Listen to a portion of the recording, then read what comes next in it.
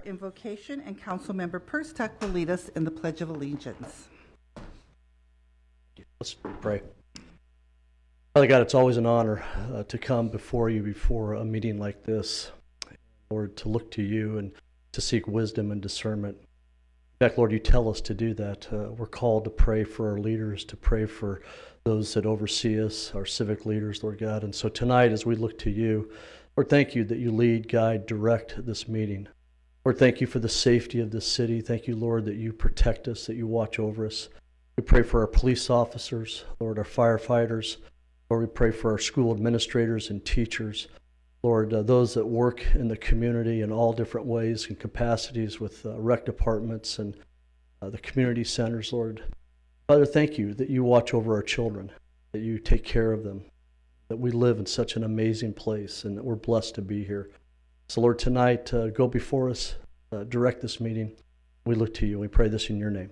Amen.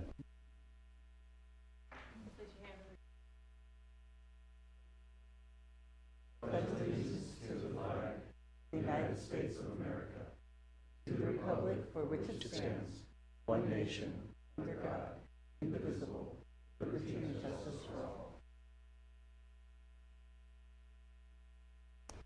Thank you, Pastor. Thank you, Carol. This evening we have a presentation, City Manager, City eNews update. Members of Council, one of the strategic plan objectives for us was to improve not just how, but not just the level, but how we communicate with the community, the residents and our business community. And I'm pleased to have Mickey Tagley here to present an update on the city's eNewsletter. It's been a real success story. It's been every department in the city's been involved. Mickey's been leading that effort.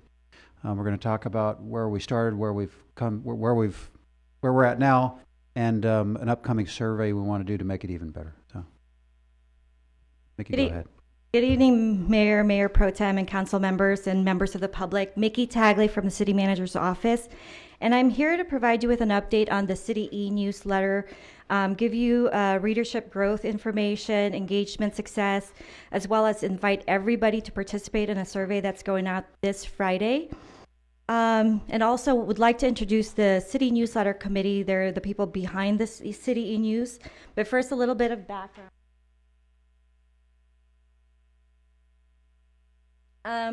The City eNews was born out of the strategic planning session, and council directed staff to improve and modernize the way we communicated with the public. And so City Manager immediately after formed the committee. Soon after that, we launched our very first online City eNewsletter, and that was a year ago, February 27th. So this month marks our 1-year anniversary, and we just want to say thank you to the readers, to the community for subscribing and for reading and for engaging with us. We found out from one of the tools that we use, Constant Contact, that we're actually delivering some stellar numbers. So to date, in the year that we've been producing these newsletters, we've had 7,400 contacts, and these are a collection from citywide databases that we've merged together.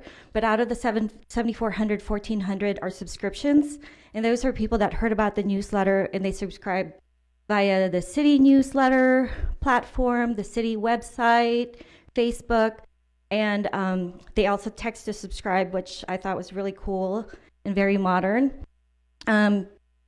Our open rate is 47%, and that's, according to Constant Contact, pretty stellar compared to the industry average of 22.8%.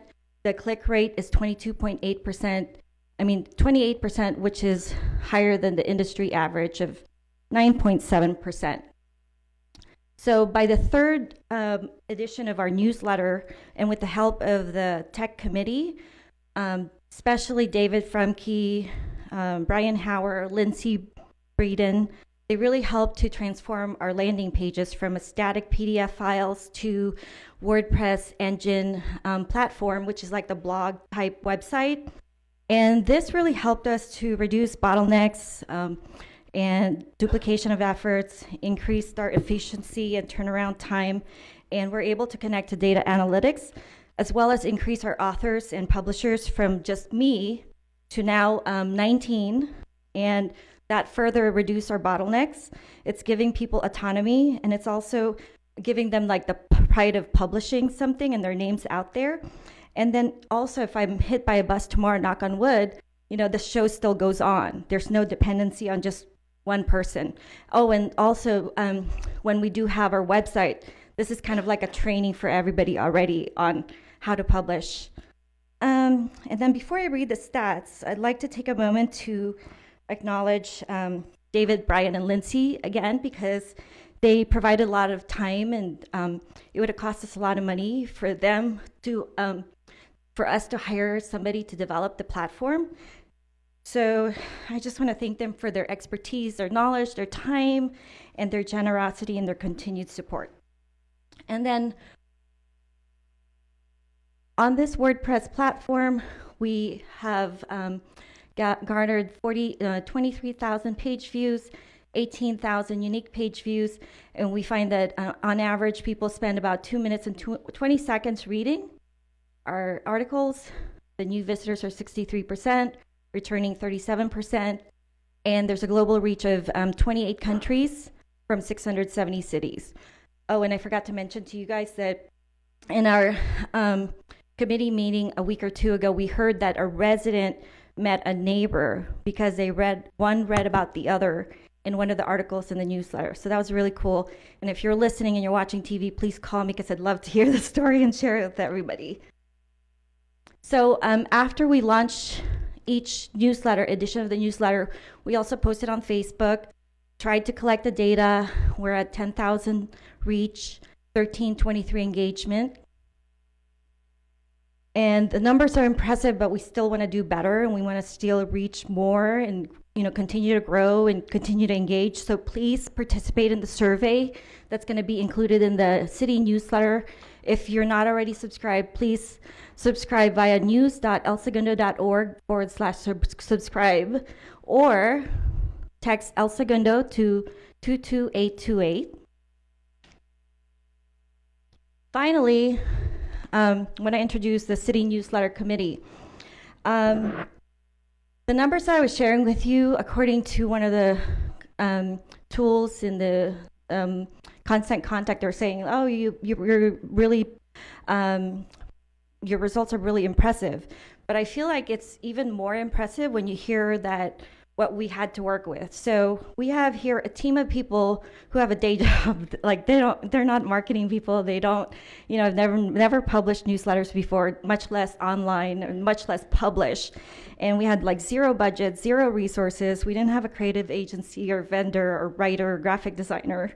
And so everybody really had to start from scratch. So I just want to acknowledge everybody, and, you know, I'm really impressed. And I come from marketing, so I can't count for that, but everybody else. So I'm going to first introduce one of the members is the city manager. So I'll introduce him, and the rest of them I'm going to go in alphabetical order. So the first member is our city manager.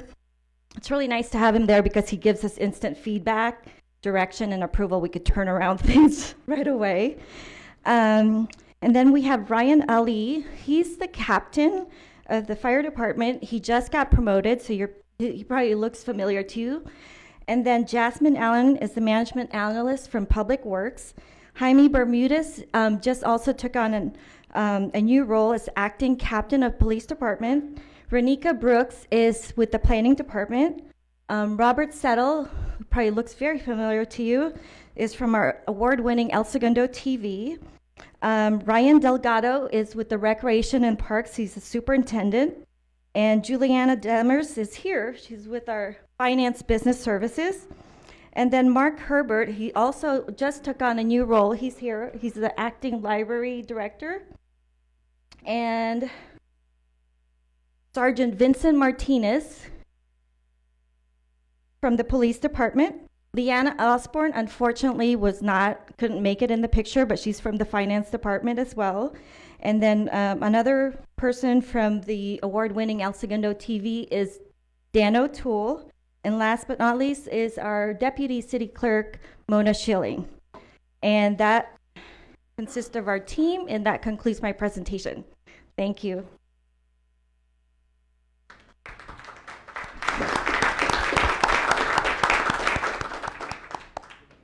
So Mayor, it has been very enjoyable. It's great that it's sort of a grassroots effort on the part of a member of every department. We're learning a lot. We're learning a lot about what other departments do, but we do want to make it better. It's good. We want to make it better, and we want people to respond to the survey so we know what they like, what they don't like, and what content they want us to deliver. The great thing about the platform and the analytics is we see what people are reading. So there's some feedback that we're getting just based on the number of opens, but we would like to know what we can do better. Great, thank you.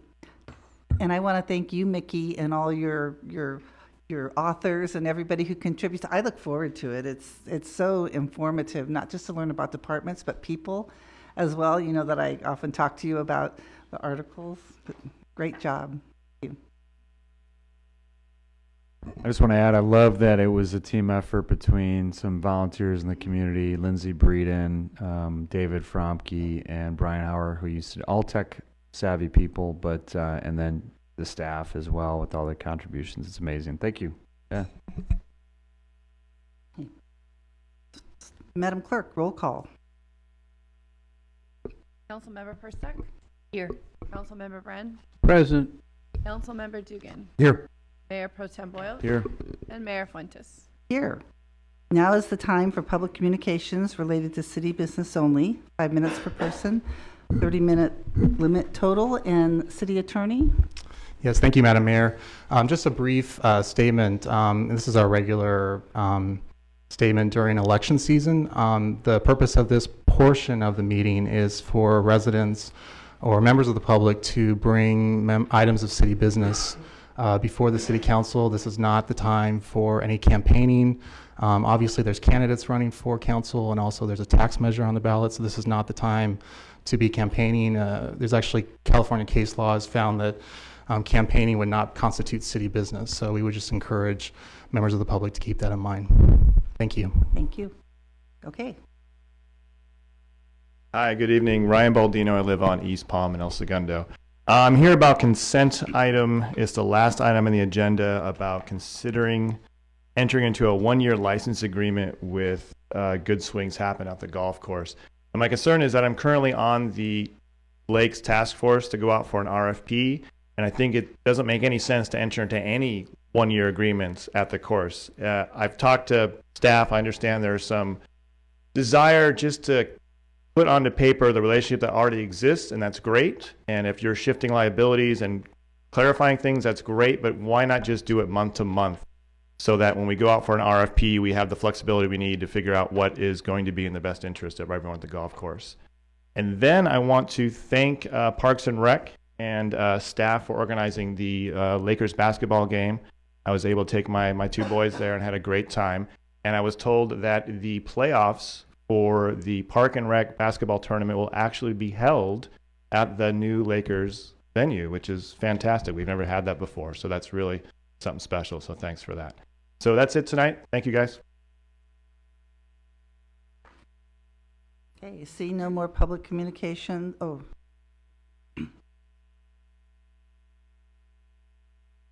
Good evening, Madam Mayor, members of the council, staff, and residents of the city of El Segundo. My name is Sam Pena, and I just wanted to just update you on some of the things going on with myself. I am no longer with Republic Services. I 9 years with Republic Services, and the full 9 years, one of my initial contracts and administrations that I had to do was El Segundo.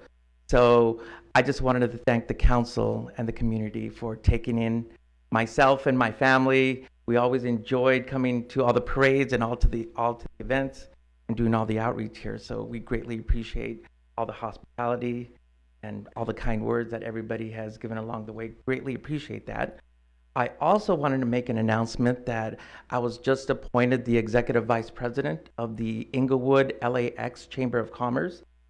So like we said, the success of Inglewood, the success of this area means the success of everybody around here. We all heard that if they build it, they will come. So we have a new stadium coming. We have the Rams coming.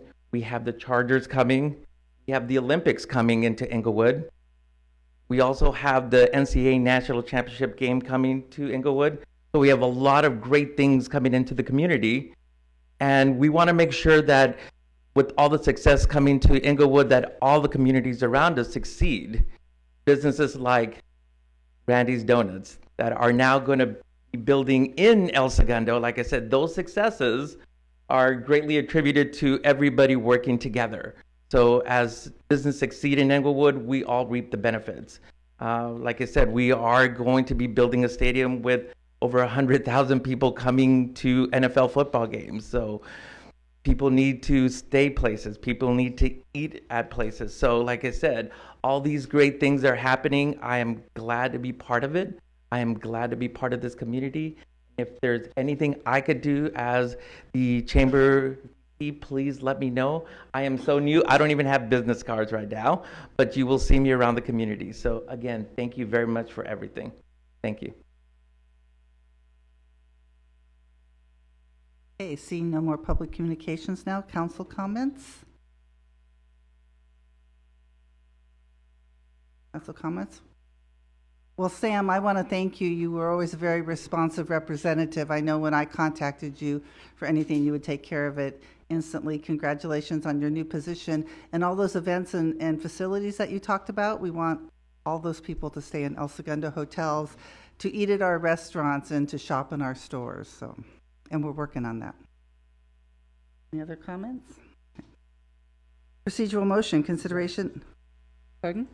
Congratulations. Consideration of a motion to read all ordinances and resolutions on the agenda by title only. So moved. Second. All in favor? Aye. Aye. Opposed, 5-0. Special orders of business, public hearing, unfinished business. Consideration and possible action to receive and file report on accessory dwelling units, 6-month review. This report is on ADU applications received since adoption of the ADU ordinance in July 2017. Fiscal impact none. City manager. Mayor, members of council, as the title describes, the city council adopted regulations for accessory dwelling units 6 months ago in response to some state mandates. At that time, council wanted staff to report back on our experience with permitting and with the community's experience with living with ADUs. So Greg McLean from our planning department has a very brief presentation.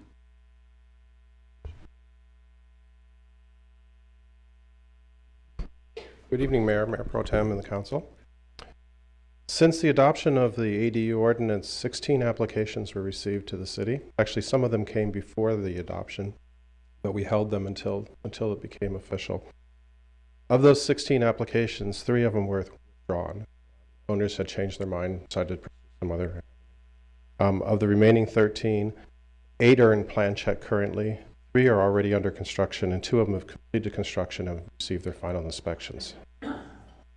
Among those 13, they break down as follows. 6 of them are attached to or built over garage, and in some cases, the old garage was torn down, so a new garage is built. 4 of them are standalone ADUs, and 3 are conversions of existing structures, mostly workshops. The smallest unit built was 246 square feet. It's actually very tiny. The largest is 1,199 square feet, one below the maximum limit. And just for perspective, this room is somewhat over 1,200 square feet. So that unit is only slightly smaller than this room. The average, though, is 701 square feet. But just to put this in perspective, there are about 3,000 single-family homes in the city. Repeat, we've had 16 applications, 13 move forward. I'm available if you have any questions. Thank you, Greg. Any questions for Greg? No, but can you bring it back again in about 6 months so we can see if, because at this time, not everybody knows that they can do ADUs, and especially since we haven't done an ordinance on Airbnb or short-term rentals, I just want to reassess it in 6 months. Absolutely. Greg, real quick, I'm surprised that they are, the median's probably closer to like 500, 600 square feet. The one that's 1,200 almost, what's the lot size there? Do you remember that 100 block of Maple, West Maple? Just curious. I have that data, but I don't believe I brought it with me. I can forward that information. And the ones that are 500, 600 square feet, are they typically maxing out at that FAR? Or is it just they choose to go smaller? What are you finding? Well, they are on larger lots, so they may not be maxing out on the ADR, or I mean the FAR. We have that data, so I can provide that additional information in the follow-up. Would it be allowed to actually look at some of these properties as part of this assessment, the next analysis that Councilwoman Persta suggested, to just look at what they might look like, you know, floor print, everything? Yeah, I Floor think plan. that the way to do this, we're refining our data collection. We'll have better data next time, and we can do a cumulative total as well as the. So I think the big concern was although we voted for it, was going to 1,200 square feet. It would be interesting to look at some of these ones that are on the larger end and just see what the lot looks like and everything else. Good point. Okay, thank you. Thank you. Thank you. All right, we'll bring it back in 6 months. Item number 2, consideration and possible action to introduce an ordinance amending Title I, Chapter 3 of the El Segundo Municipal Code, adopting a city council approved city logo and establishing rules for its use. Fiscal impact 0. City manager. Mickey Tagley is making this report as well, and looking over your head, Mayor, I noticed that we're now past our centennial year, so we need some council direction on what logo do you want to appear in the council chambers and on television? So as a refresher, there was a lot of positive feedback regarding the Centennial Seal. So in June of 2017, Council directed staff to do some research and bring it back for discussion. And in September, staff presented our research results, including the challenges and the community survey, the staff survey results. And Council approved the addition of a new city logo instead of replacing the existing seal. And it'll be used for marketing and promotional materials. It'll be the same design as the Centennial logo, except we'll remove the word Centennial, and we'll add the city of in front of El Segundo, remove the 1917 to 2017, and instead replace it with incorporated in 1917. Incorporated in 1917. So what we have here in front of you tonight is the next step, which is an approval for an ordinance, and this was approved by the city attorney. And basically what's in this ordinance is identifying and describing the new logo, and we're establishing the uses and the penalties, as well as there's some minor revisions to the existing code, and you'll see it in the staff report. There's some red lines on them. So tonight would be the first reading, and then if you approve it, we'll bring it back for second reading. If you approve the second reading, 31 days from the second reading, we could start using the new city logo. So I had a discussion with the city manager about this because this logo, which was designed for the Centennial, was designed by a committee of volunteers, of which the city clerk was on, and she's smiling because doing anything by committee is fun and productive. So we're thrilled that we want to incorporate this. I asked Greg if anybody had talked to Joe at Boiling Point, Yes. because he had very specific rules for how this could be used and things can't be altered, and he said yes, that you had worked closely with him and he had done the changes to this. So for anybody who has tried to use the logo or who is on the committee, this has all been coordinated with Joe from Boiling Point, the artist.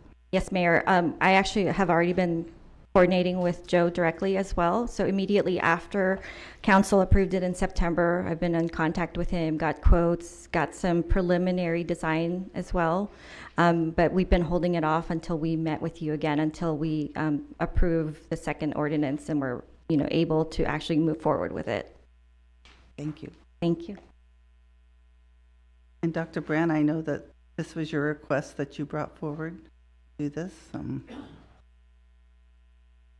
Would you like to introduce or comment? I can, Madam Mayor, I'll go ahead and read the title. An ordinance of the City Council of the City of El Segundo amending Title I, Chapter 3 of the El Segundo Municipal Code, adopting a new city logo and establishing rules for the use thereof. This ordinance is now ready for introduction. And I'd like to introduce it, Mayor.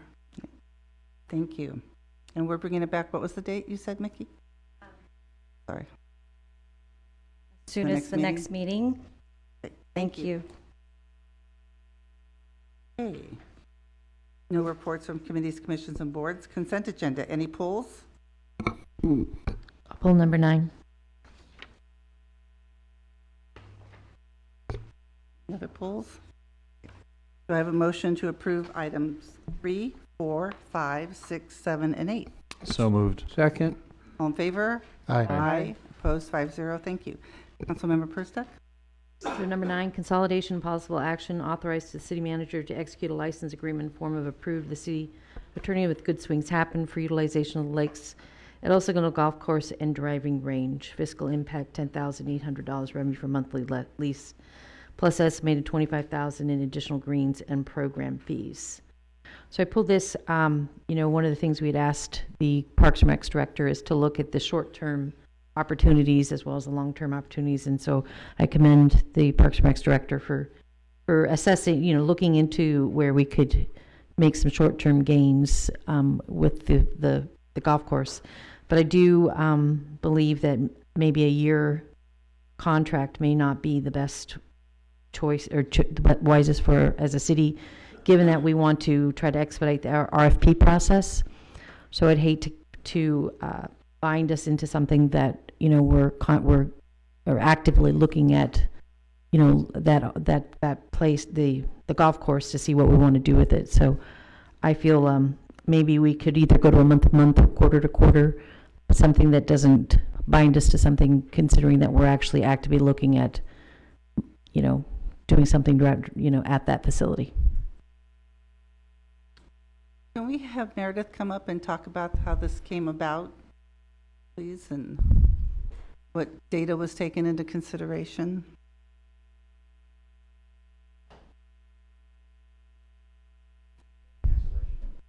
Sure, thank you. Yeah, in regards to the term of the agreement, we administer, regardless of what the language says, and we can certainly work with the city attorney.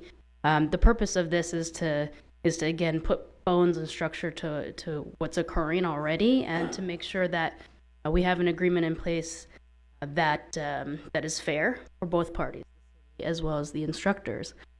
And essentially, working with Josh as a partner with the programs that he's providing over at the lakes, any program or activity that Good Swings Happen will facilitate at the lakes will be subject to approval by the general manager and myself. So the term can be month to month. It can be, recurring. We can certainly write that in just as kind of like a safeguard. That really won't make a difference on how we work with Josh. So we're completely comfortable doing that.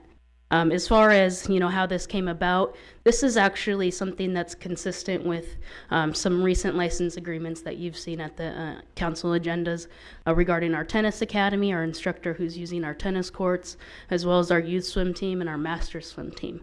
So basically, these instructors or businesses are renting facility space in a bulk amount, knowing that we have a partnership with them, in lieu of paying the established hourly fee. And at the lakes, we don't have an hourly fee. We have independent contractors who pay $600 a month rent to the lakes, and they get to schedule their independent lessons or group lessons. They have flexibility on when they can do that. Most of them teach, during core hours, but some of them teach into the night or certain days. And they post those, and they have different rates that are established by them as independent contractors. So this is a way that we know that Josh and Good Swings Happen, their programs have been growing, and they sort of expand the traditional scope of that independent contractor, and that's why we wanted to put it on paper a little bit different. Thank you. And you said the average is $600 a month, and by my math, this is $900. So this is a 50% increase than the current contracts with other. Right, exactly. And again, the reason for that is the scope of what Josh and Good Swings Happen facilitates out there is a bit broader than the one-on-one or the two-on-one lesson that most of the other pros are conducting. And then as far as a lease, I heard somebody say something about cancellation. We can do a lease but have a cancellation clause if something happens to the lakes. Right, we can, and we can work with the city attorney. The item basically is asking for you to authorize the city manager to enter into the agreement that is approved by the city attorney. So we can definitely work with David on that. The other thing, Madam Mayor, members of the council, I would add that the city's standard license agreement, and actually a lot of our standard agreements, the city can cancel at any time without notice. So it could be canceled tomorrow if you entered into it today. But you know, we have no problem from a legal perspective going month to month as well. That's fine too. Okay, so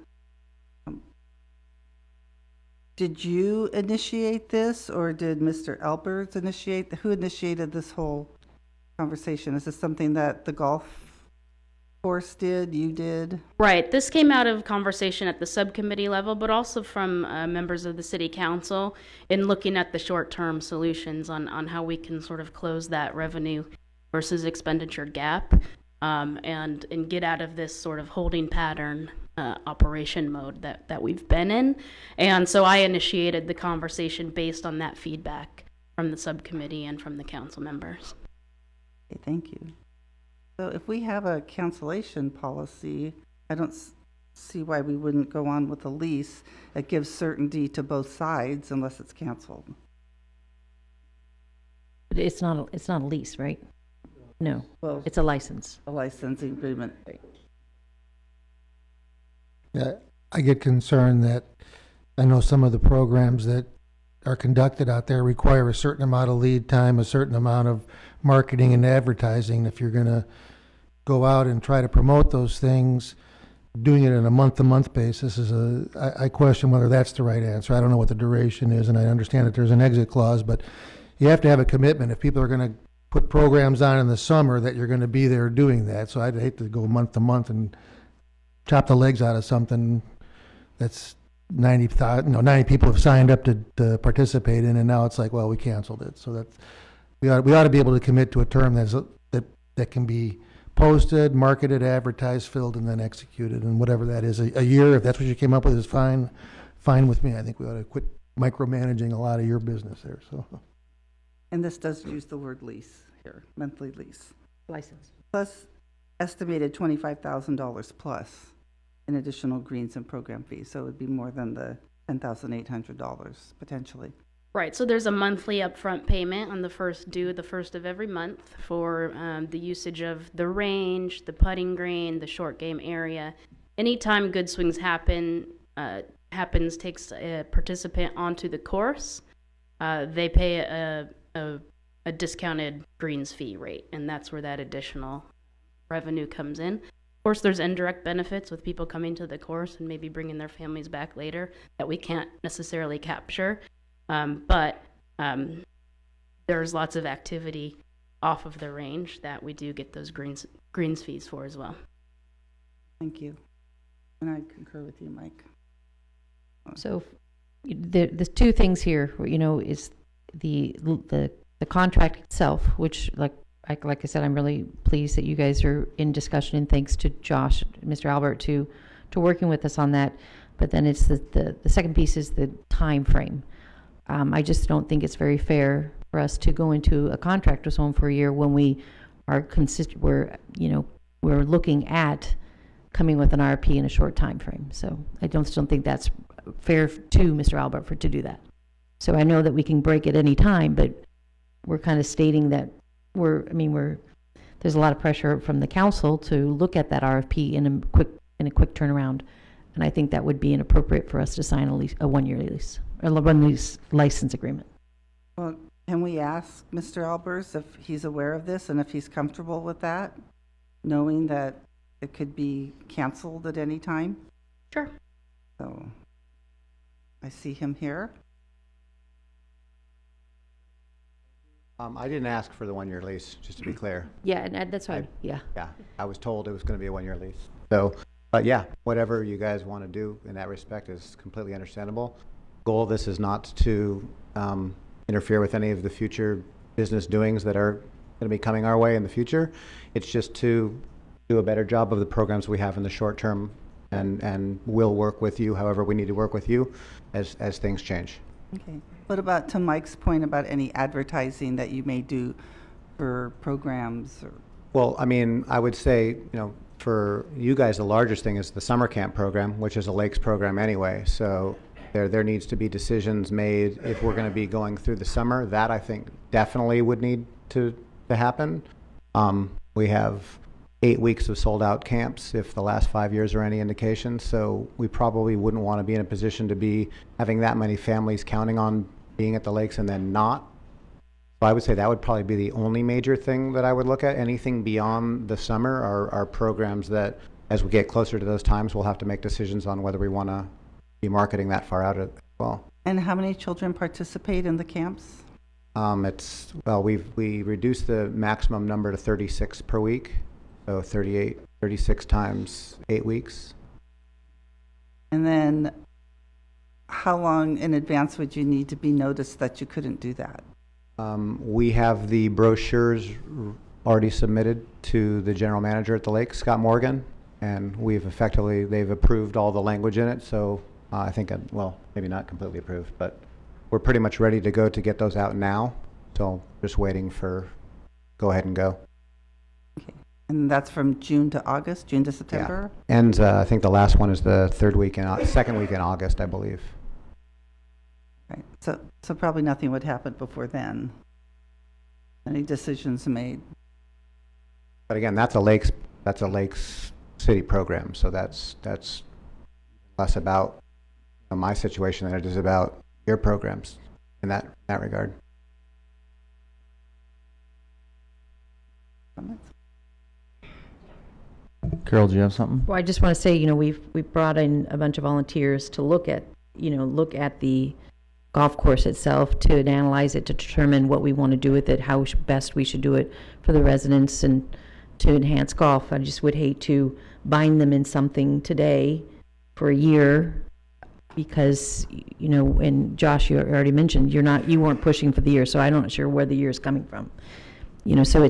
So if we're doing it because that's just because we've always done a year, that doesn't make sense. So let's maybe put it for a quarter, 6 months, but I just feel like we're binding a committee. We asked them to come together to volunteer, to look at some opportunities, come up with an RFP, and we're putting a lease agreement in there, or a license agreement in there for a year. Whatever language you're comfortable with, but again, it doesn't bind us for the year. It's just like, some of our contract instructors in other areas of recreation and parks are the duration of 2 years and 3 years, but it's still a seasonal quarterly approval process. So if the year doesn't mean anything to anybody, then put it in there. How about 6 months and authorize the city manager to extend another 6 months? I guess the only question I would have about the lease is if everybody's paying $600 and now he's going to pay $900, but is it a lower amount because it was based on a year-long lease, so there was some sort of discount, or would that be anybody now who's month to month, who uses it like he does?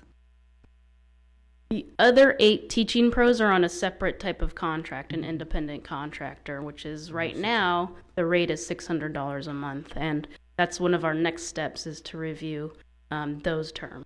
Right, all the rec and park fees and. I'm okay with approving 9 as it was written, knowing that we have an out provision with all of our standard contracts, and I know that Mr. Alpert accepts that risk as well. Want to make a motion? So I move that we approve number 9. Second. I got to read it now, don't I? Consideration and possible action authorizing. Might have got away without it if you'd have tried. I know, probably. Authorizing the city manager to execute a license agreement in a form approved by the city attorney with good swings happen for utilization of the lakes at the El Segundo Golf Course and driving range. Fiscal impact $10,800 revenue for monthly lease plus estimated $25,000 in additional greens and program fees. And I'll second that. All in favor? Aye. Aye. Opposed? Nay. 4-1. Thank you, Meredith. New business, consideration and possible action regarding fiscal year 2017-18 first quarter financial review, fiscal impact none. City manager. Council Joe Lilly, our Director of Finance, will present this item.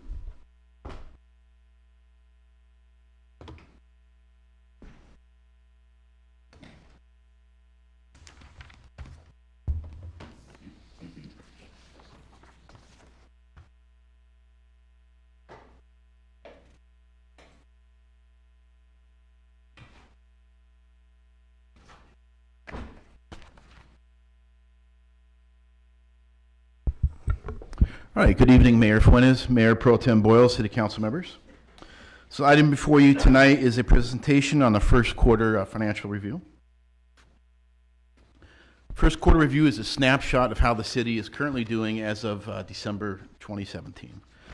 So revenues for the general fund are on target for the first quarter. The adopted budget of $69.3 million, we received 15% of that so far through the first quarter, and this is due to the seasonality of the city's major revenue sources, so 15% is on target with the first quarter projections. Some of the key revenue highlights, we have first quarter year-over-year revenues increased by 1.7 million. So if you look at first quarter last year, it was 8.5 million. First quarter this year is 10.2 million, and I'll go over some of the key highlights. We have business license tax, an additional 750,000. That was due to the online business license renewal process, which went live in December. So you had a lot of businesses renewing early compared to the prior year. And I believe we'll see that trend happen more and more as we go through the years here. UUT is up 420,000 over last year.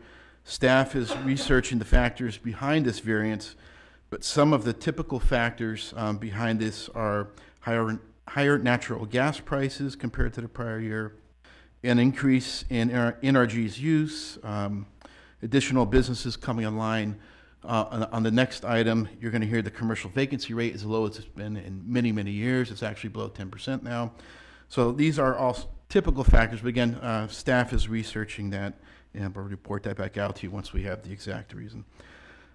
Real property transfer tax, which is related to the change of ownership in both real property for residential and commercial property, is up by 350,000. Property tax is up by 278,000, and that's just probably due to the annual CPI increase. And some individuals probably paying in December their April bill to get that tax break for this year. We have transit occupancy tax up 175,000 over the previous year, and that's due to new hotels being online. Sales tax is down 330,000. Sales tax is always very volatile, and it's down 330,000 this time compared to last year due to a negative audit adjustment. And we typically see swings, both the audits both negative and positive for the city throughout the year. So expenditures, the adopted budget was $72.4 million. This includes $3.2 million of transfers out that council utilized for infrastructure and technology projects. Expenses are tracking slightly below budget, so we have total expenditures, including transfers out, 23% of budget. Some of the key highlights here, year-over-year expenditures compared to last year, so we're $1 million lower this year. So last year we were at 17.5 million. December 31st this year we're at 16.5 million. And the primary reasons for that $1 million decrease is PD. There's a decrease of 848,000 over the prior year, and this is due to multiple vacancies. So there are 6 vacant sworn positions, and I believe 3 vacant non-sworn positions. Public Works, 168,000 less compared to last year. This is due to reduction in professional and technical consultant services. Fire is down 97,000, and again, this is mainly due to 2 vacancies that exist in sworn positions. So overall, the current year expenditures are trending below the adopted budget, primarily due to continued vacancies, and we'll be revisiting with City Council during mid-year those savings due to vacancies. Accounting for seasonality of the city's revenues, the first quarter revenues are tracking what we feel is on target with the adopted budget, with the exception of TOT. Right now, there is a trend that it is tracking a little bit higher than the adopted budget of 11 million. We'll be monitoring this through mid-year and possibly recommending to modify that line item revenue up. And just one other thing I wanted to point out as far as the seasonality of revenues. So if we can go back here to the slide real quick. So total revenues through the first quarter, were 10.2 million. And here, total expenditures for the first quarter, 16.4 million. So that's obviously a difference of $6.3 million. And then in the spring is usually when we have most of our major revenues come in, and there we have revenues higher than expenditures, and we get back in sync again. So this concludes the presentation. Open to any questions council may have. Thank you, Joe. Council, questions, comments? No. No. Thank you for the presentation. Item 11, consideration and possible action to receive an informational report on the quarterly update for the strategic work plan and the key performance indicators for the first quarter of fiscal year 2017-18. Fiscal impact none. City manager. Joe, Lily, our Director of Finance, is going to present this item also. If council recalls, he directed us to start, we started KPIs and measuring our metrics 2 years ago with a strategic planning effort. We were reporting them monthly. You asked, staff actually asked if we report them quarterly. So this is the first of your quarterly reports. It's been completely updated as far as its format, thanks to Joe's staff, Leanna Osborne, and we're hoping for some feedback on the new format. You're seeing numbers reported on a quarterly basis and compared to the previous quarter for context. So Joe's going to walk us through some of the significant findings of the KPIs as well as the status on the work plan. All right, well, good evening again, Mayor, City Council members. First, I'll go over the work plan status and then touch on the KPIs. Work plan status is Exhibit A in your council agenda. So there were a total of 30 priority activities. Priority activities are the City Council top priorities that were identified during strategic planning during the summer of 2017. So there were a total of 30 priority activities identified in the 17-18 strategic work plan, and that's what we're going to focus on for the first quarter. 26 of these work plan items had a status of green, which means they have either been successfully implemented or are underway to be completed during the current fiscal year, and subsequent slides will touch on some of those items. So this represents about 87% of the total work plan items are in that green status. 4 of the work plan items have a status of yellow, which indicates they are on track to begin by fiscal year end or early 18-19 and to be fully completed in 18-19. This represents about 13% of the total work plan items. And there are no work plan items with the status of red, which means they would be temporarily deferred or implementation would be permanently removed from the work plan. So to touch on some of the success highlights, we have PD plans to implement a new automated license plate reader, ALPR system upon approval from LA City.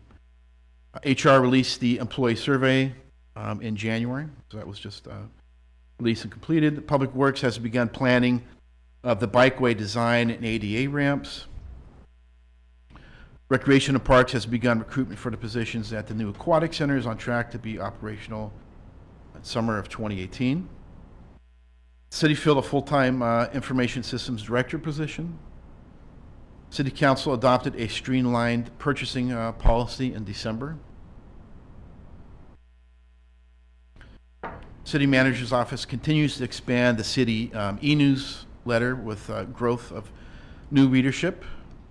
Engagement beat the industry average by about 25%. Planning and Building Safety, City Council adopted a new accessory dwelling unit ordinance. And this will be presented on a periodic status monitoring updates at the City Council. The Lakes Task Force is developing an RFP to be released in March 2018 to address the future of the Lakes Golf Course. City Council has authorized the refinancing of 3 pension plans and budgeted for an additional payment towards the pension liability in the current year's budget, resulting in a total pension liability reduction to the city of $2.8 million.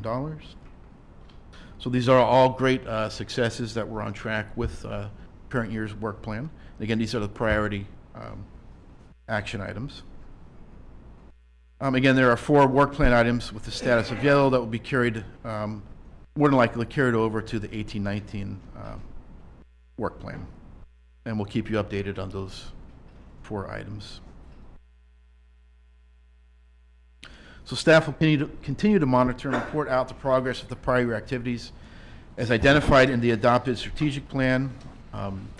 As priority activities become completed, staff will begin working on the other activities as identified in the adopted strategic plan, begin reporting out on the progress of these other activities. Staff will continue to review and evaluate KPIs as well.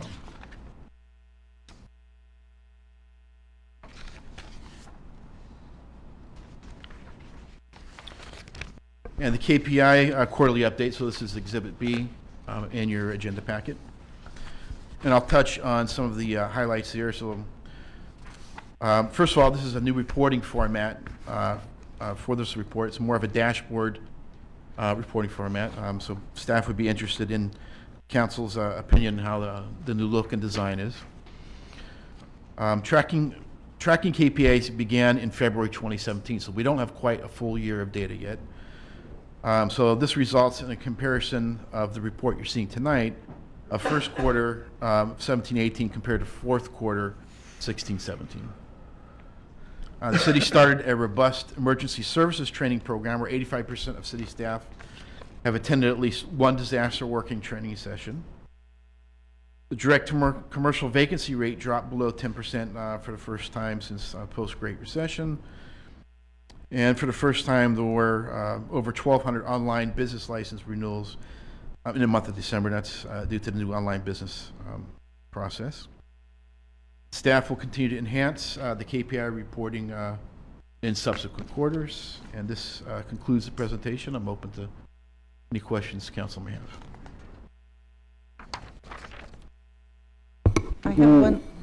I have one question. It's not really a KPI question, but on the green page, you said that El Segundo Police Department had to receive approval from the LA City for using the LAPR. Why would LA City have any jurisdiction over what we do as opposed to county? We want to put the cameras on their light pole. Okay, on the other side of? On Imperial. Okay, great. Thank you. I just have something. So thank you for putting this together. I think it's really good, you know, to see that we're having so many successes in each department. My question to you is, do we, you know, we're midway through the year, and do we have enough other initiatives keyed up since we've completed a lot of things? What do we, you know, so that we can fill the next half of the year? So when we go through the strategic planning session for next fiscal year, do we need to expand the number of items that we need to focus on? So because we're doing such a good job of getting things done, do we have enough the items that we can key up so that we're continuing this pace? We do. Okay. Absolutely. And for the first quarter, I know we're already in February right now. Right. But for first quarter, really getting, focusing on those key items, it took a lot of city staff time and effort to make sure those items were successfully implemented. And yes, we do, definitely, to get us through at least the next strategic planning, which is scheduled for June. Good. And then with these initiatives, have we changed some policies or practices within organizations? Like, have these highlighted some ideas to change the way we do things? As far as policy, so yes, there has been some new policies that council has adopted. Definitely, I think it's help us become a more efficient and lean organization in many aspects. Okay, good. Especially with the technology aspects. Perfect. A couple things. One, Joe, I love it. I love the new format. As I've said a couple times before, I'd love to get some denominators so we have productivity metrics as well. You know, number of transactions per FTE or head count. I'd love to see us benchmark. I know that PD includes stats in some cases for how we're doing compared to our neighbors like Hermosa, Hawthorne, et cetera. I'd love to see benchmarking. A lot of what we did and what I've done in the past is you get people participate. So if Hawthorne and Manhattan Beach and Hermosa were so inclined, they could share some of their metrics and we could look for trends. What are they doing differently, best practices, et cetera. But I think this is a great start. It's come a long way, and I'm anxious to see once we get a full year to compare against as a reference point. It's great. Thank you. And just one of the items I wanted to point out is PD and Fire have put some I know fire put a national average benchmark out there, and PD put a regional benchmark on their KPIs. Thank you. Item 12, consideration and possible action to receive an informational report on the draft comprehensive citywide fee study and cost allocation plan. Fiscal impact none. City manager. We have both Joe Lilio and Eric Johnson from RCS making this presentation. Again, this was a direction that came out of the strategic plan by City Council, which was to assess the city's fees. We haven't done it in quite a while. The first step is really to understand what our cost of providing these services is, and that's what you're going to hear tonight, is a summary of the methodology that was used and the general findings of the report. The next step is going to be a discussion of where do we want to be from a fee or cost recovery standpoint. And these aren't all of the fees in the city. These are just some of the fees. We'll have Eric describe what he looked at and what's still to be done. So. If I could just do a quick intro. Sure. Real quick. So I'll just do a brief introduction. So again, good evening, Mayor Pro Tem City Council. Item before you as an informational report only on the draft comprehensive citywide fee study. So you are only being asked to receive and file the report tonight. So quick background. It's been several years, 10 plus for some of the fees, but it's been several years since we have done a comprehensive fee study in the city. Government Finance Officers Association best practices recommends a fee study should be done at least every 5 years. So hopefully this gets us back on track where we can keep that good practice up. In addition to conducting the fee study every 5 years, it's also recommended that fees are adjusted on an annual basis by some type of CPI factor, which we have not done traditionally throughout the history of the city. So that's something also we'll be addressing with council down the road. As part of the strategic work plan from the prior year, a comprehensive fee study was identified as a priority work activity. So this process began last year with the issuance of an RFP in late April of 2017. In June of 2017, through the competitive process, Revenue and Cost Specialist was selected, and council did approve that contract. And tonight we have Eric Johnson here from Revenue Cost Specialist present to you on this item. Great. Thank you, Joe. Good evening, Mayor Pro Tem, members of the council. As Joe mentioned, I am Eric Johnson from Revenue and Cost Specialist, and so just wanted to give you an overview tonight of the fee study update report and the process we went through. But first, I just want to give you a little bit of background on Revenue and Cost Specialist. We were founded as a company by two former city managers after Proposition 13 passed and Proposition 4 passed. In 1980, they formed this company because they realized that cities were going to need to know what their costs were and to be able to match that to revenues. And so we really pioneered that concept, and we're really the first company to do it. And in the meantime, we've done this for over 250 agencies in 5 states.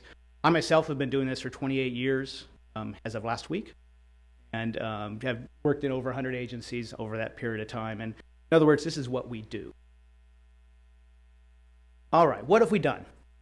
We've really recast the city budget as if it were a business. And one of the big things you need to know if you're a business is what does it cost to provide services to your customers? City budgets do a great job of saying how much it costs to provide, how much services cost for city council, how much services cost for city manager and finance, and in your budget you know what these departments cost. But you don't necessarily know what it costs to provide services to your customers, public. So you will not see a city council service in here. You will not see a city manager service in here because they are support for all those people that provide services to their customers, to your customers. Just like when you buy a can of corn at the grocery store. You know when you buy that can of corn that includes the farmer, that includes all the processing, that includes the trucker, that includes the people at the grocery store, that includes the chucker and the supervisor and all that. You know that when you buy that can of corn, that includes all those things. Well, we've really done that same type of thing here. We've identified what is the cost providing services to to your customers and having that fully burdened rate. So we've also matched revenues to cost. Again, you're not going to stay in business very long if you don't know what your revenues and match those up with your cost and which ones are making money and which ones are losing. So how did we do it? Well, we really sat down with staff and first identified all the services that your city's either currently charging a fee for or you could charge a fee for. And we went through with staff and massaged that list and identified that list. I brought in some things that I've seen in other agencies, and we went through and identified how much time is being spent by staff to provide these services. And we went through that, and we all felt comfortable that that was good information. Because we not only looked at those fee services, those what we call fee services, but we looked at what everybody does, 100% of their time for all positions in the city. So you're going to have those services that you could charge a fee for, or you are charging a fee for. You're going to have those services that you're not going to charge a fee for. We call tax-supported services: police, fire, parks, streets. Those things that when people say, "That's what do I pay my taxes for?" That's what they pay their taxes for. And there's going to be overhead services, those support services I talked about. So we developed a cost allocation plan to allocate out all the administrative costs. So city manager, city council, finance, HR, city clerk, facility maintenance, street maintenance, all those things that people need to have to be able to do their job. And we allocated those costs out in a fair manner. So for instance, the accounts payable function, we allocated out to the various different departments by number of payables. Everyone got their fair share of the accounts payable based on that allocation factor. And we went through that for all the services, and we have a big, thick book that has lots of little numbers in that identifies exactly where those costs came from. We looked at the budget to determine what is the city spending: salaries, benefits, operating expenses. So we developed a fully burdened rate for every position in the city, a billing rate, if you will: salaries, benefits, share of operating expenses, city overhead that I just mentioned from the cost allocation plan, but also department overhead, division overhead for administrative and support costs within departments and within division. So when you look at the cost in this report and you get back into the detail and you see all these big numbers, know that those are the fully burdened hourly rates.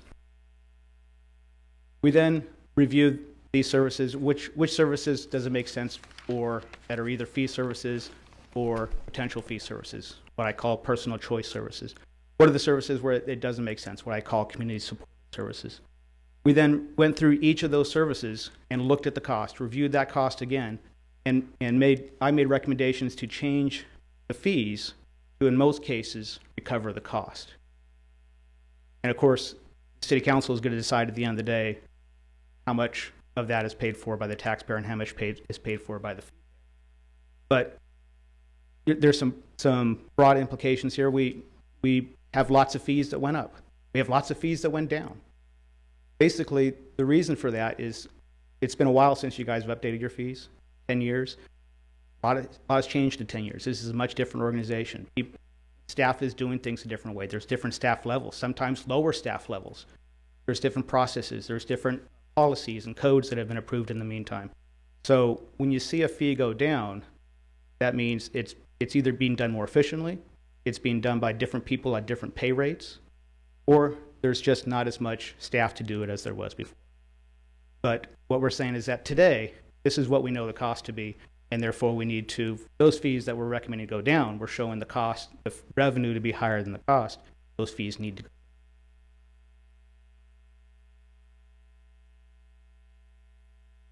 So I briefly talked about the community supported versus personal choice term I use, tax supported services, fee supported services. It's obviously differently quantifiable. Different people can look at it different ways, but tax supported services, those things that you can only use tax dollars for. You cannot charge a fee for, whether it be police or fire or streets, parks. Personal choice services, it's potential. If you're not charging a fee now where the customer is identifiable, you can measure the service. It benefits a specific group or a specific individual. It doesn't benefit the community as a whole. But there still may be subsidy levels that you'll want to apply to it. At the end of the day, that's up to you as the council to decide who pays for it. Another way to look at it, I'm a very picture-oriented kind of guy, is in California local government, there's really two circles of revenues: taxes and grants. Taxes and grants were limited, as we all know, by Proposition 13 in 1978. Proposition 4 allowed cities to charge the cost reasonably borne for specific services a year later, less well known. So it set up those two circles in 1978 and 79. Now, so we've matched up taxes and grants with community supported services. We've also matched up fees with those personal choice services. But to the extent that fees don't pay for the cost, the cost is occurring, the service is happening. If the fee payer is not paying for it, that means the taxpayer is paying for it, because that's the only other place it could come from. And so we identified $1.4 million in subsidy on an annual basis for personal choice services. Now, some of those you may decide to keep as subsidies. We have identified what we think is possible new revenue. If you approve everything in this book, possible new revenue of $602,000, which is less than that $1.4 million. So right off the bat, we're saying you're not going to get all of that money, even if you approve all the fees. Because there's things in there like library that we made some minor increases to the fees, but they're not going to cover their costs. There's things like police false alarm, where the point of the fee is really not to bring in revenue, but to encourage people to fix their alarms. Animal control fees, never going to come close to recovering its cost through license fees. It's not set up that way. So they're fee services, but they're really a large amount of tax subsidy involved with that. What is not included in here is recreation fees. So we are still kind of finalizing recreation. It's going to be a whole separate discussion, and there's a whole different look at that. So we'll be bringing that back separately and talking about the larger policy implications of recreation and those fees. Right. So at the end of the day, the City Council makes the final decision. We've prepared the information to identify what does it cost to provide these services. Like I said, these services are occurring. It's just a question of who pays for it. We've made some recommendations in here to recover a lot of that cost and lessen the subsidy of the taxpayer for these services. It's now up to the City Council to decide, and we'll obviously be coming back and having a more detailed discussion, I hope, at a study session where we can really get into the detail and go through all the various different services and make sure that you feel comfortable with what's being proposed and identify those things that maybe you do want to subsidize. I did want to walk you through the book, just overview of the book, just so you understand how it's set up and how to kind of dive into the detail should you want to before the next meeting. Before I do that, are there any general questions up to this point? I had a general question. So you mentioned that the fees that you were identifying were in accordance to providing the service. So how much should we be doing to provide that service? Did you also look at like best practices outside of our city? So, you know, we have a backlog of IT initiatives that should streamline a lot of functionality that could save time, which would then save the cost of execution. So I want to make sure that the fees that you're introducing aren't based off of inefficient practices that we know are going to be changing due to implementation of IT initiatives. Right. For those things that we knew there was changes coming and we could identify how those changes would change the amount of time spent, we made those changes. But if we don't know that if we bring this in, we'll now spend 3 less hours processing this app. We can't identify that and put a number to that, then we have not. And so that's why it's important to update this every 3 to 5 years, because things do change, processes do change, and there are efficiencies that happen, and it would be nice to pass that on to your customers.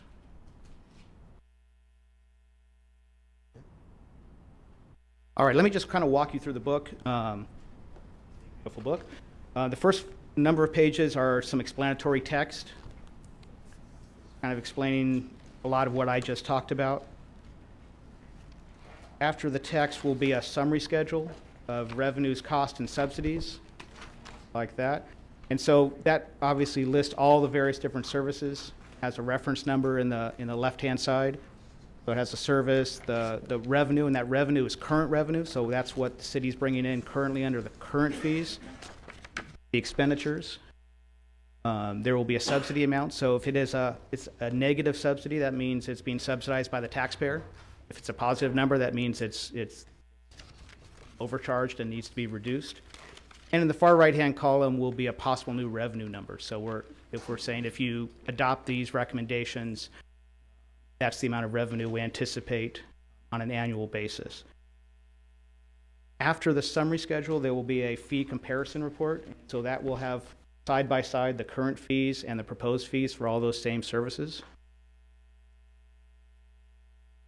And so, for instance, if you're looking at any one of those services and you see that reference number in the left-hand side and you want to know why is that fee going from this to this, if you go past that into the bulk of the book, there will be 2 matching pages for every service on those 2 summary schedules. So you can go to those 2 matching pages and see a description of the service, what is the current fee, revenue and cost comparison, and on the right-hand page will be a cost detail. So you can see what staff are involved, how much time they're spending, how many of these you're doing. And again, those costs we're showing there are fully burdened. So salaries, benefits, operating expenses, city overhead, department overhead, all those things are included in these costs. And so I hope to come back at a study session where we dive into this detail, where we go through and as much detail as you guys want to make sure you're comfortable with either the recommendation in here or changes to those recommendations. That concludes my presentation. Questions? I had another question. On the number of the fees that we have here, how many of the fees did you find were not viable anymore, and how many fees should we be adding that we should be charging that we're not charging? There are a few fees that we've discontinued. I didn't add them up. If you look at this fee comparison report, it's a good, easy way to kind of go through it. There are a few planning fees where that was the case.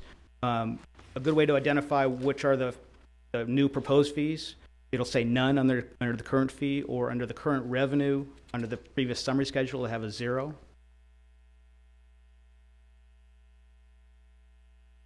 Yeah, but I didn't. There are a handful that have. Thank you. I read the staff report and I thought it was very interesting what increased, what decreased, and what was eliminated, like you said. Any other comments? Thank you. Oh, yes. I have a question. Joe and Greg, just initial thoughts on are there categories of fees that we tend to be over or under? For example, like, I know we talked about this, Greg, but cursory glance looks like some of the fees associated with planning and building things looks like they're higher than they ought to be. I don't know, maybe Eric can help me with this, but if we are charging a higher fee right now, so collecting more revenue than what's costing the city to provide that service, we're limited to how much we can charge for that. So I think some of those fees that we are currently overcharging based on this proposed fee set, we would have to reduce those. Yeah, you may decide not to raise any fee. You may decide we don't want to raise any fees, but you have to lower the fees now that you know you're charging more than the cost reason. Got it. Thank you.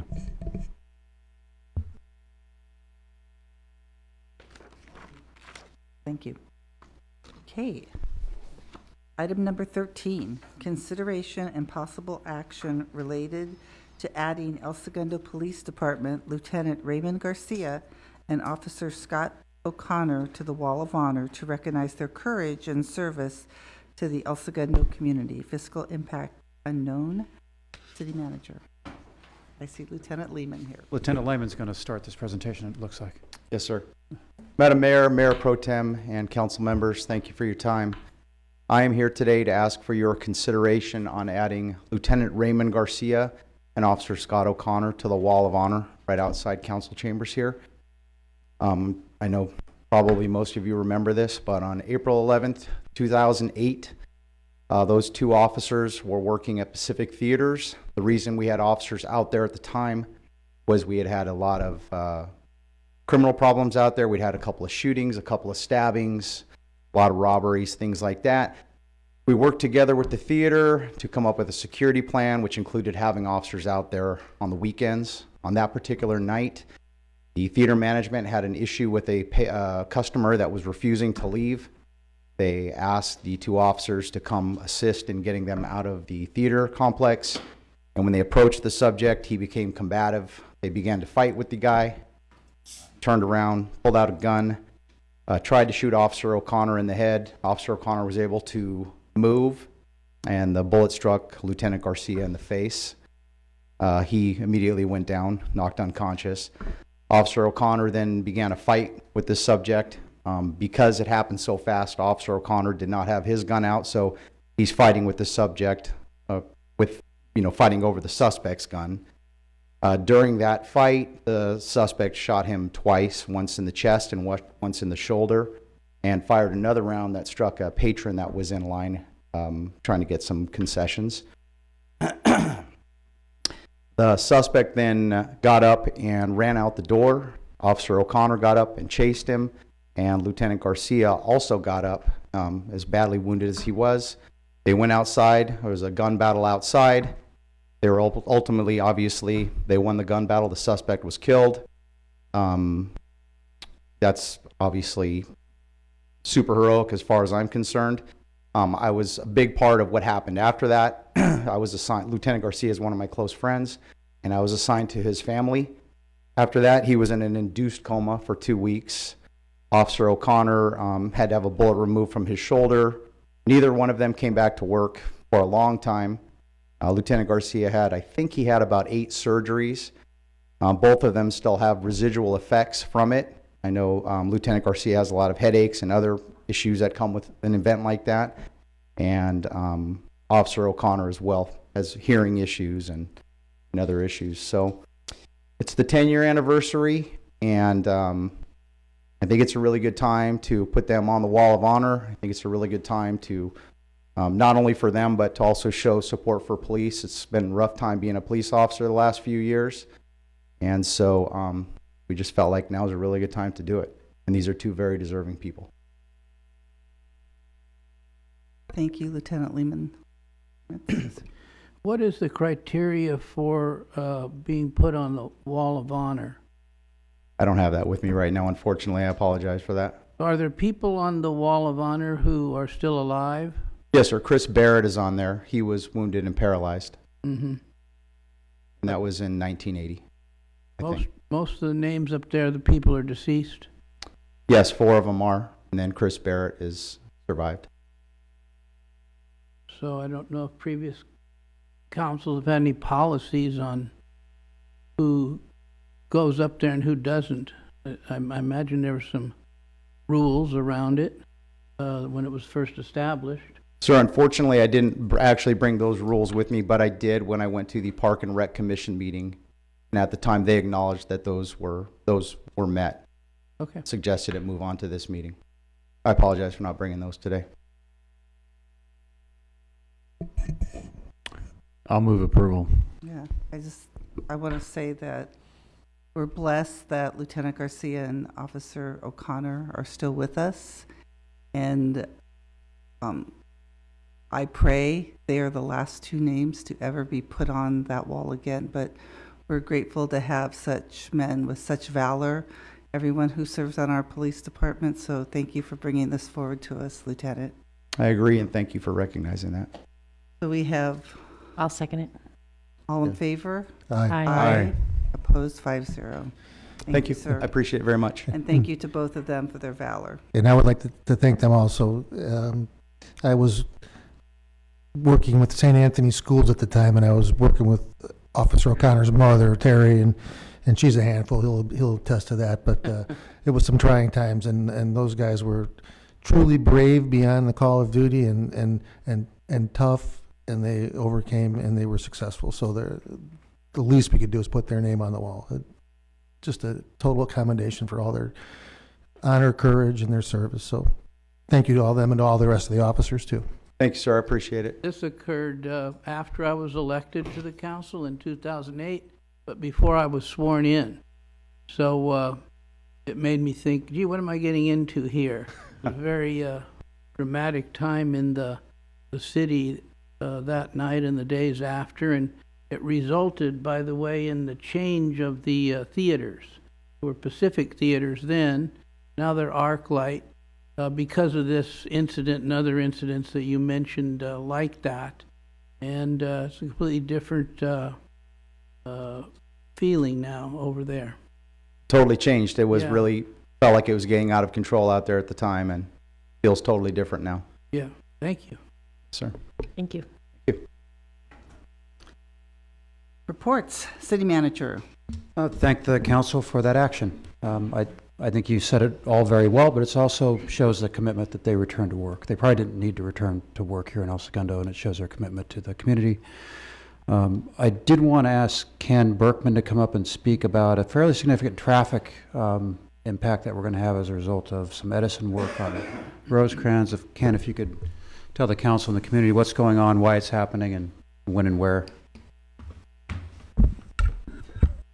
Sure, thank you. Honorable Mayor, council members, we have a a project that is a next phase for a very successful phase that occurred for Edison Tower replacement, which was west of Sepulveda on Rosecrans last month. And this is really a joint effort to look at the logistics of the project and the needs of Edison and what needed to be done by, in addition to Edison, Manhattan Beach, Caltrans, LA Sheriff, El Segundo Police Department, and the City of Hawthorne. And this next phase is a difficult one for sure, and it's starting this Sunday night. So for the tower replacement east of Sepulveda Boulevard to just east of Village Drive, the first phase, to use the massive cranes that are required to take down these regional transmission lines, there will be full closures required and a 16-hour construction window, which is really unavoidable. So starting 11 p.m. this Sunday night, going through 3 p.m. On Friday, 11 p.m. to 3 p.m. each day. So it's a night closure for the full 16 hours. For the first stage, February, for Sunday, one westbound traffic lane will be open from Aviation to Village Drive. And then from Village Drive to Sepulveda Boulevard, that's where all the westbound lanes will be closed in order to do this work. Eastbound traffic will not be impacted, and we'll have detours set up at Aviation and Douglas. And for the second phase, starting on the 18th, the following week, one westbound traffic lane will be open from Aviation to Village Drive, and then all westbound traffic lanes will be open after Village Drive. Two eastbound traffic lanes will be open from Sepulveda to Apollo, and then all eastbound traffic lanes will be open after Apollo as well. It's the westbound lane closures is the key impact, and we have electronic message board signs out there. All businesses will have access both on our side, El Segundo, and Manhattan Beach side.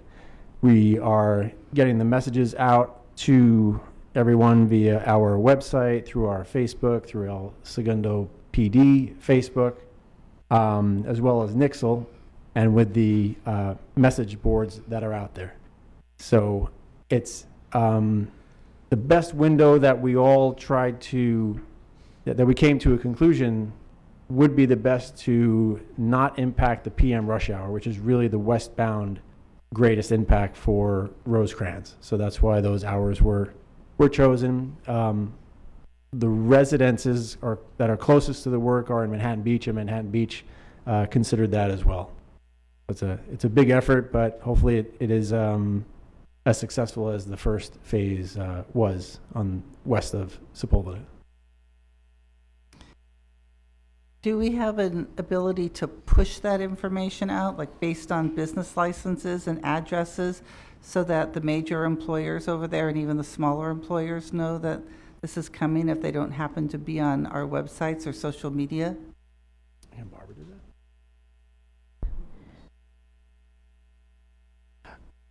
that. We'll look into that. I think for the biggest driver impact, everybody's seeing that the message boards that are out there, and really when you're traveling basically from the 405 or from Hawthorne going westbound, you are going to see this, and you'll be ready for it. But we'll have to look into pushing that message out to those businesses. Okay. And I'm sure Edison, I'll have to check with Edison. Edison should be notifying folks that are directly adjacent to the project site. Because I would expect increased traffic also because of the metro stations being down, so more people are in their vehicles. Mm-hmm.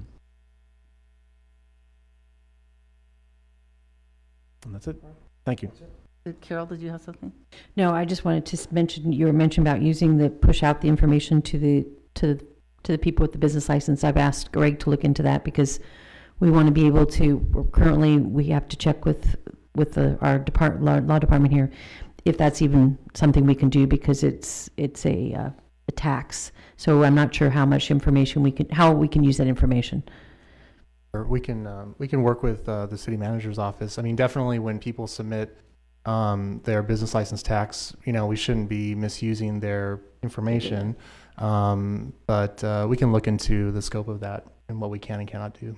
Because one of the things we were talking about is maybe using that data to do an outreach when we're looking for the economic development for the website design.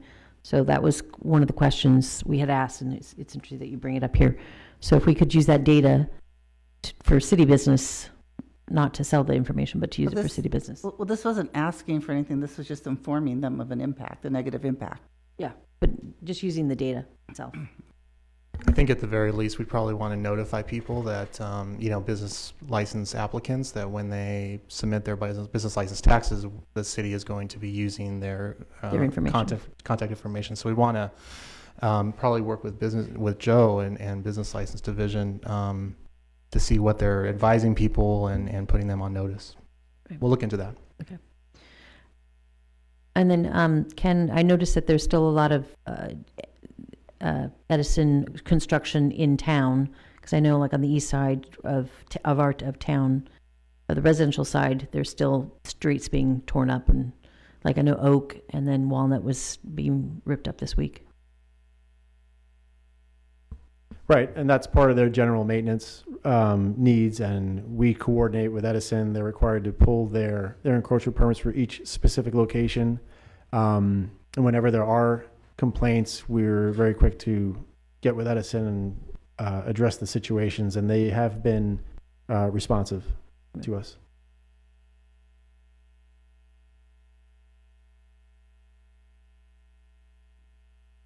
Anything else, City Manager? City Attorney? Nothing from me, Madam Mayor. City Clerk? Update since we spoke last.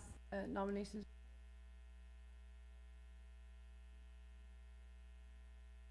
Thank you, and it's Measure C. Thank you. Our City Treasurer is not here this evening. City Council members, Dr. Brand? Yeah, I'd like to report that I attended the Independent Independent Cities Association a couple of weeks ago. And its focus was on public safety, use of cameras by police officers, helicopter interface. The luncheon speaker was the sheriff, Jim O'Connell, and it was well attended, about 150 participants from 40 or 50 cities, well organized this year.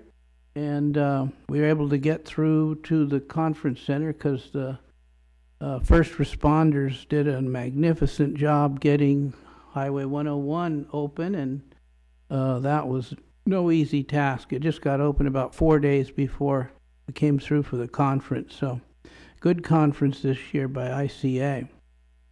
Also, last week had an opportunity to meet with John Erickson from Los Angeles World Airports, and I was very impressed. I'm very impressed with his work on some of our issues related to parking here in El Segundo and its impact on our neighborhoods on the north.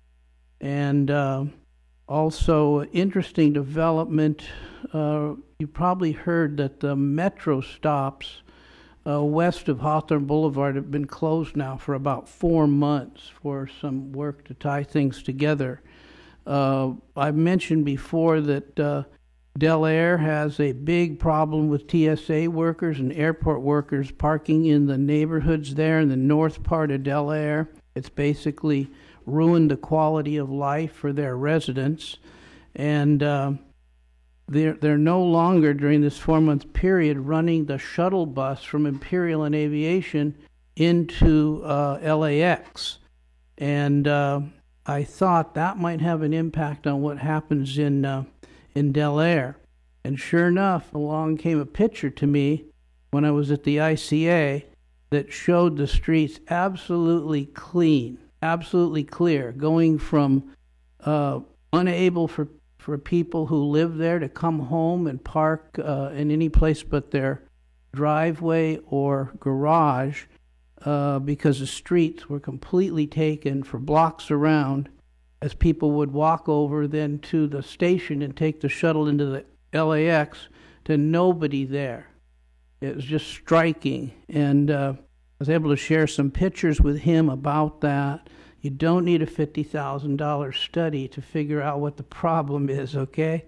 Our problem is different, though, than Del Aire's because it's caused by some Imperial Highway workspaces on the north side of the street, and it'll have to be solved in a different way, but that sure provided demonstrated evidence of what was going on there, and it all can be corrected by Los Angeles World Airports quite easily, actually, if they're willing to. And he's done a lot of action research and gone over and actually gotten out of his car and ridden the buses and seen that they're not following the procedures that are designed that they're supposed to as the transit operator for LAWA. So I'm hopeful that'll get corrected, and ours will too, because John Erickson is on the ball around these issues, and I haven't seen that here in the last 10 years. So I want to praise him for his responsiveness. And then finally, I want to talk a little bit about the boundary between the Wiseburn School District and the El Segundo School District. There's been a lot of talk about this for years here, and especially recently since Wiseburn High School opened. And I've done a lot of research on this over time, and I have access to many documents through our history room inside the public library. And here's what's occurred there, because there's a lot of tales out there of why the line is where it is, and they're not right. Okay? So in 1896, two ranchers decided to form a new school district called Wiseburn. Their names were from that, Doc Wise and Hal Burnham, and Wiseburn came from that. At that time, there was no Manhattan Beach, no Hawthorne, no El Segundo, no Hermosa Beach, no Lawndale. This was a large district that went south down towards Artesia, and it went west here to the ocean, and served 15 or 20 ranchers' children. 20 years goes by, and Chevron, Standard Oil, has selected this site for their second refinery, and 5 years later or so, the city of El Segundo is incorporated, 1917. At that time, the city fathers decided to set up the boundaries, and they set the boundary for the city at what today we call Aviation Boulevard. They set the boundary for the new school district at what today we're going to call Pacific Coast Highway, but just so we don't mix anybody up, back then it was called Arizona Drive, and today most people refer to it as Sepulveda. The lines were different because no one lived between Sepulveda and Aviation, and that's still true today. And so since they were annexing land for their local school district in this new town, they just went that far. So that's how the lines got set.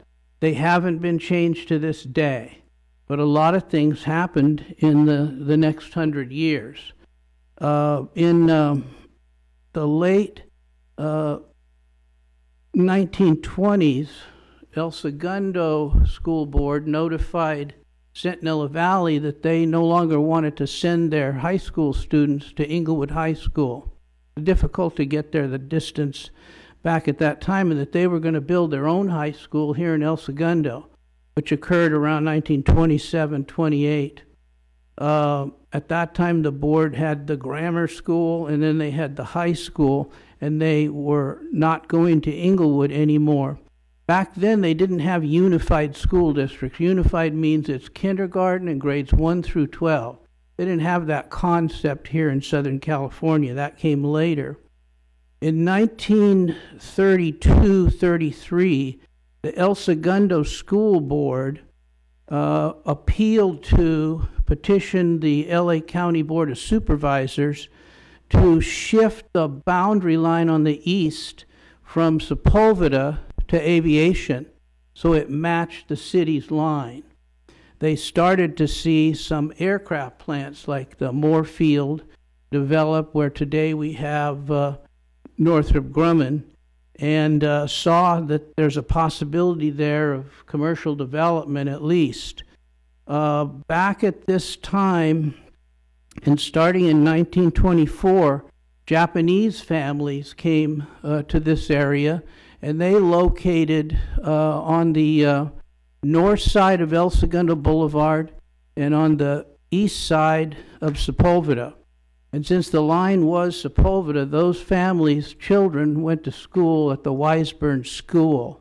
Miriam Tuck was their teacher. She got her first Japanese student in 1924, and it escalated rapidly up to 60, 70 students over the coming years and going into the 30s. They made up to 80% of the students in Weisburn back at that time, until they were taken away and put in internment camps in 1942. In 1932-33, though, El Segundo School Board asked for that property and their line to be shifted east to Aviation. That in 1933 in the spring is denied. It's denied because no one lives in there, and it's seen as just an attempt to get some additional space at the expense of Weisburn. 3 years later, in 1936, El Segundo unifies. Now the concept of unification in the mid-30s starts to come into play, and it becomes a K-12 district for the first time. The school board just asked for the same boundary lines to be respected for the unified district as for the non-unified district, because they know 3 years later, or 3 years earlier, they had been denied. And so they don't come back and ask for that again. It's now 2018. The lines are where they are. In the meantime, the aerospace capital of the world and all these Fortune 500 companies go into that space, which was just agrarian. When I was going to Dana, the Bollinger family had leased a ranch from Standard Oil, approximately where Raytheon is today, and they came into classes with us. They were the only people who lived in there. And so that's why the line's where it is.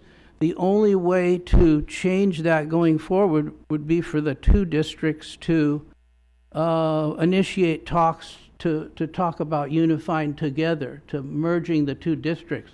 Those talks are not in progress or even suggested now, but this thing has been going on.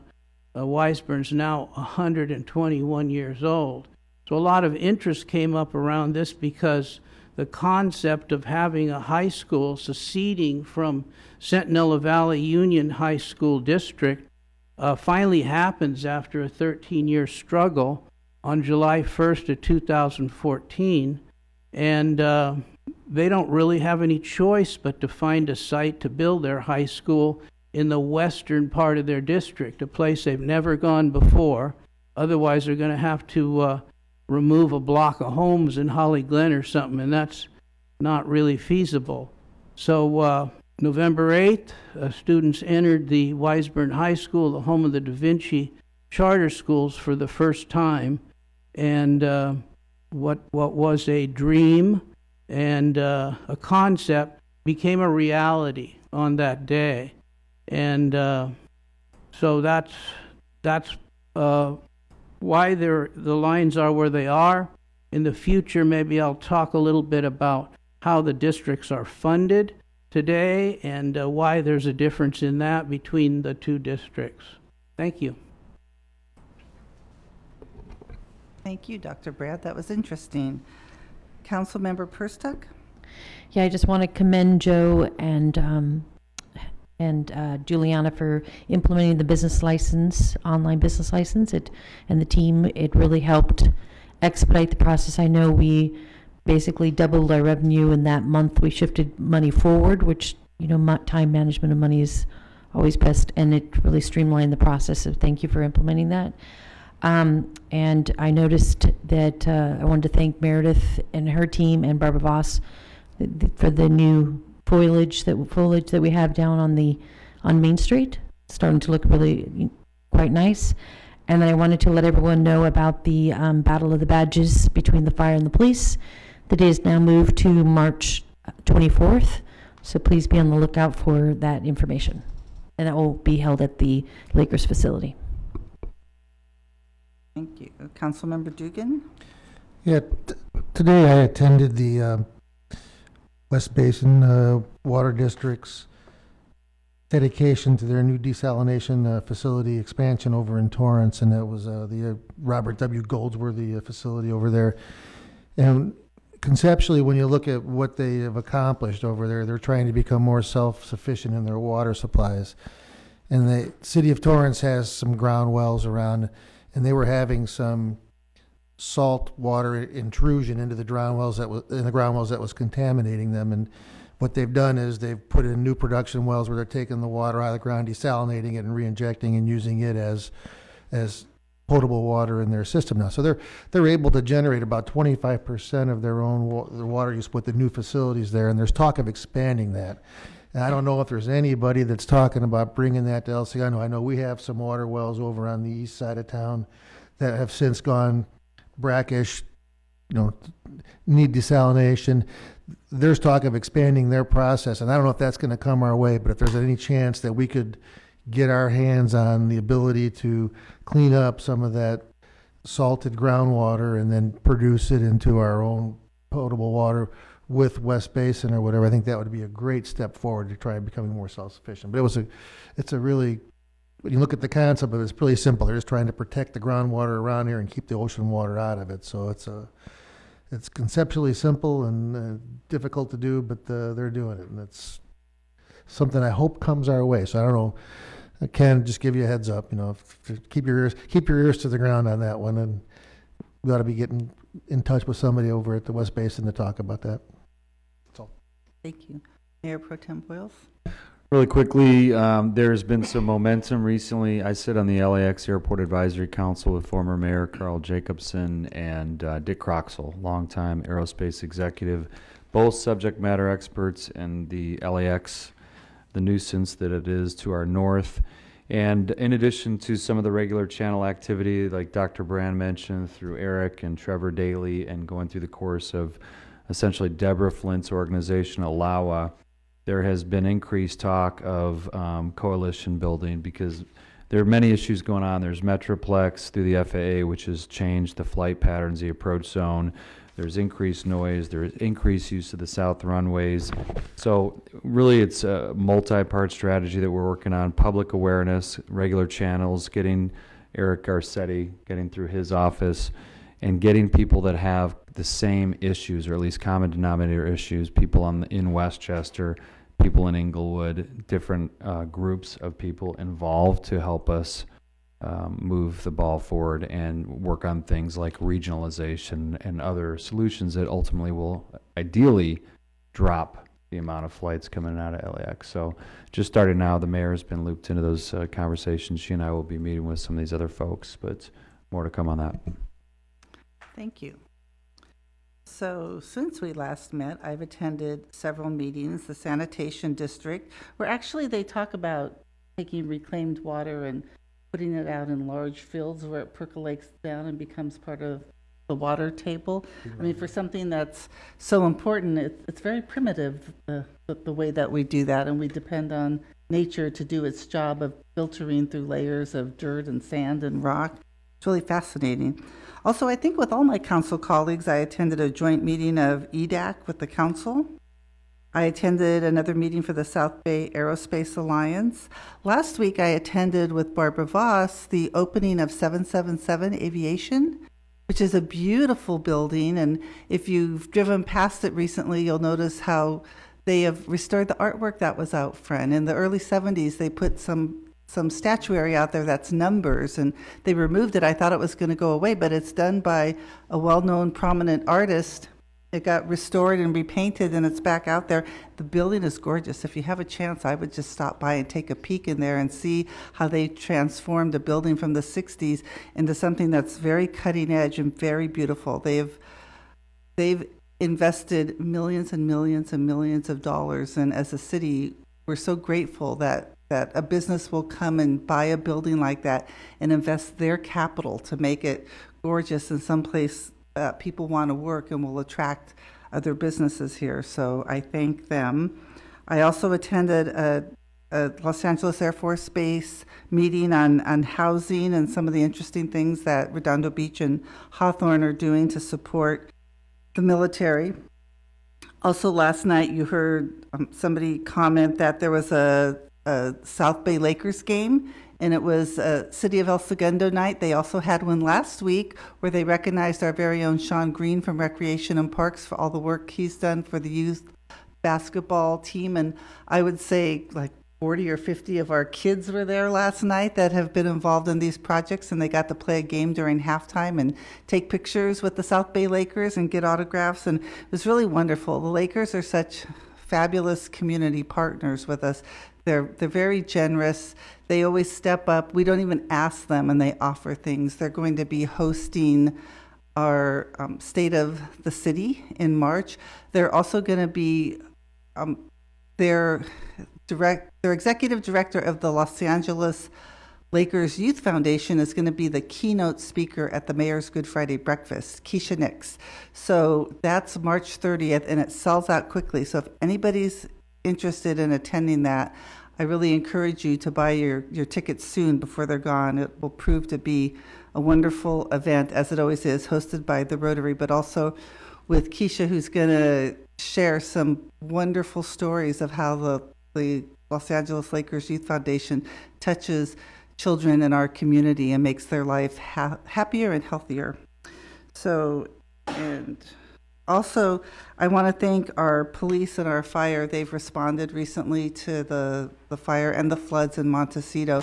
And I have heard from friends who are up there, who live up there, that they've seen our police cars go by, and they grew up here, and it warmed their hearts, and they've seen our firefighters up there. So both chiefs, thank you, and please share that with your firefighters and your police, how grateful we are. And the last thing I have is Friday, there's a very important hearing that's going to be held in El Segundo. State Senator Ben Allen is holding a joint hearings, one on education and aerospace and the other on aerospace. And he chose Da Vinci Schools, that just heard Dr. Brand talk about, for the location of this very important joint hearing. It's such an honor for El Segundo to be chosen for that. So I'll be attending. I know the Mayor Pro Tem is going to be there.